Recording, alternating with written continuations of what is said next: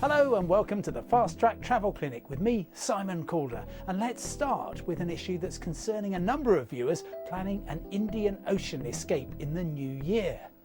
Joe Knight, who lives in Fethiye in Turkey, asks,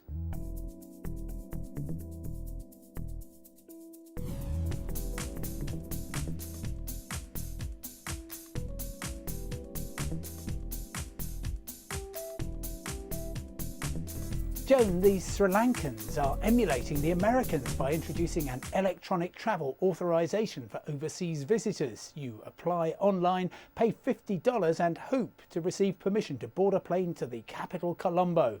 That's the theory, but when I made a series of test applications with only a month or so to go, it wasn't working. The government is now saying that if you make your travel arrangements by the end of the year, you can travel to Sri Lanka until the end of March without going through the process. Here at the Fast Track Travel Clinic, I've learned that a disappointed airline passenger is never far away. John Mayer from Lancashire in England booked 2 business class tickets for a Christmas trip to the United Arab Emirates, which he then tried to cancel.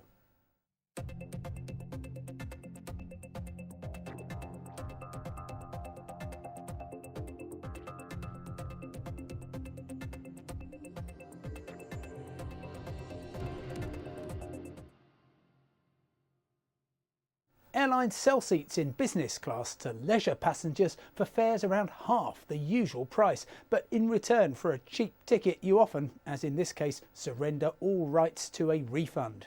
Now you could pay an extra $1,500 to change your flights to travel on another date, for example a short break sometime in 2012. But if you're unwilling to spend yet more money, at least tell the airline you won't be travelling. First, so you can claim your tax back worth $400 or more. Second, to allow another passenger to take your seat at this busy time of year. Next, Dennis Dowling from Torrevieja on Spain's Mediterranean coast is alarmed about the cost of getting online on the high seas.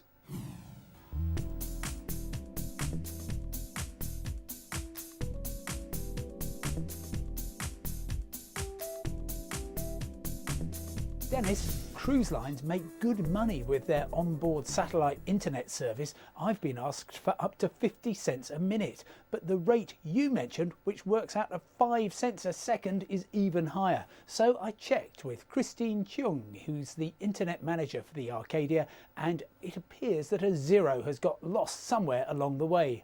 Christine says, in fact, $300 buys 1,000 minutes of internet time, which works out at about 10 minutes a day for the 3-month world cruise.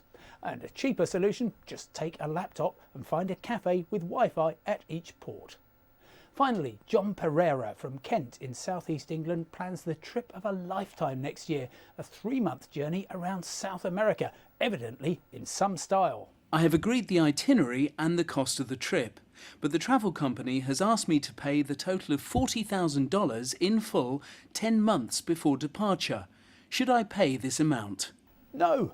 For an ambitious itinerary like this, it's reasonable for the travel agent to ask for a deposit of around 10%, with the balance payable maybe 2 weeks before departure. You might also have to pay in full for flights if these are booked well ahead, but that would still amount to only a fraction of the total cost. If the travel firm won't let you pay in stages, find a different company. With a vacation of that value, they should be lining up to help you. That's all for now, but whatever your travel issue, just email me at fasttrack@bbc.com and I'll do my very best to find you an answer. From me, Simon Calder, bye for now and see you next time.